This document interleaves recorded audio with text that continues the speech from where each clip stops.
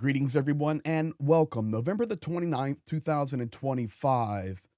I think now we have an absolute pattern that we can look at. This is not a coincidence. Once again, Orban going to Moscow, meeting directly with Putin. And no, we do not know all of the inner details of their talks. There were private conversations, but we see the fallout after the talks, and now the pattern continues to emerge. I have it all for you. In fact, it was Chancellor Merz who predicted it. I've got that translated for you as well. Additionally, reminder 2 p.m. Eastern Standard Time. There will be a live stream today with myself, Professor Gerdish, Georgie from Ukraine Matters, and Viper there on the front lines in Ukraine. You do not want to miss that. We'll be talking all things Ukraine. Thank you for being here. Thank you for sharing, liking, commenting, and subscribing. Let's jump straight into this. We need to start and lay the groundwork with Chancellor Merz. The day before Orban heading to Moscow, Merz is asked a question, and the answer turns out, unfortunately, to be prophetic. The Hungarian Prime Minister is expected in Moscow today. Were you informed about this trip? Yes, Mr. Fischer. We have known Viktor Orbán's position for years. This is also not his first trip to Moscow. He already traveled to Moscow once last July, immediately after taking over the EU Council presidency. That visit back then was not only unsuccessful, but a few days after it, there were some of the heaviest attacks by the Russian army, including against civilian infrastructure and civilian targets in Ukraine. I hope that this time Russia will not react in the same way. But he is traveling without a European mandate and without coordinating with us. But that is nothing new. He has his own ideas about how to end this war. So far, they have not materialized. If someone has a better idea than we do, it is very welcome. I just doubt that this time will be more successful than the last time. Unfortunately, I would have wished for something else, but every head of state and government in the European Union has their own responsibility in this matter. So there you have it. That was Merz actually on the day Orban was going, and it turns out that he was prophetic. Unfortunately, overnight, a massive strike unfolded. I returned home late in the night, and I was up pretty much all night long watching it, gathering data and information. Significant strike directly aimed at Kyiv with massive drone swarms, 36 missiles. We do have dead and wounded, infrastructure damage, not there only, but in other places of Ukraine. And I know a lot of our YouTube partners are covering that in detail. But once again, right after the trip, and it's interesting also, if you look at it analytically, the change in Ukraine, and I will give you the latest on Yermak in just a moment, the meeting between Orban and Putin, the upcoming negotiations, which will now be led by Umarov. Additionally, Budanov will be attending, but Umarov will be leading. And at the same time, the massive Russian strike on Ukraine happens right in the middle of all of this. Is it a coincidence? Of course not. This is calculated. So we see that this same cycle has happened again. Orban now comes out with post-Putin talking points. What are they?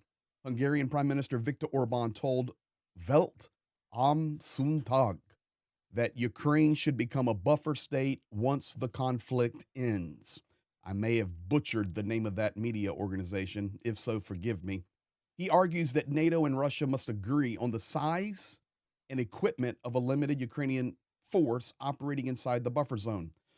Okay, this is what he's saying after coming from Putin, that the aggressor nation now gets to determine what will be the end result in agreement with the nations or organization that hopefully would have been supporting Ukraine. Do you see how chaotic this is? This is why Vladimir Putin or Lavrov or these other clowns in Moscow will always say, we have to discuss this in depth.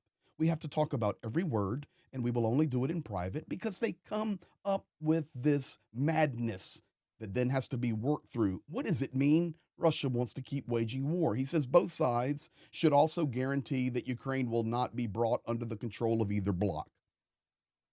Last time these nations gave security assurances, not guarantees, to Ukraine, how did that end up? 10 years of war and a destroyed nation. That's what we're talking about. So if I go to the map here for you guys, what he's actually talking about is here is sovereign Ukraine. All right, I'll just outline it for you here quickly, including Crimea and the 91 borders. Here is Belarus. We'll change that to red. And here is Kaliningrad. Okay. So basically, what he's saying is when this all ends up, wherever the line ends up, that's all Russia. And I'm not saying it is, I'm just saying this is what he's saying. Whatever is left of Ukraine, now the NATO, the EU, and Russia will determine that this is a safe zone. Nobody can control it. But ladies and gentlemen, what you have is a fallen state capitulated and neutered. This is what they're talking about. And this is exactly what Orban has brought back from Vladimir Putin. It's ridiculous. Donald Tusk then making the strong statement that goes against this. I wish to remind our allies that NATO was created to defend the West against the Soviet aggression, that is, against Russia. And its foundation was solidarity, not egoistic interest. That is a direct dagger at Viktor Orbán. I hope that nothing has changed. I would even mix into that egoistic interest when you're referring to NATO. That's slinging an arrow in the direction of Washington, D.C. as well. We are moving along in the chaotic way that Vladimir Putin wants.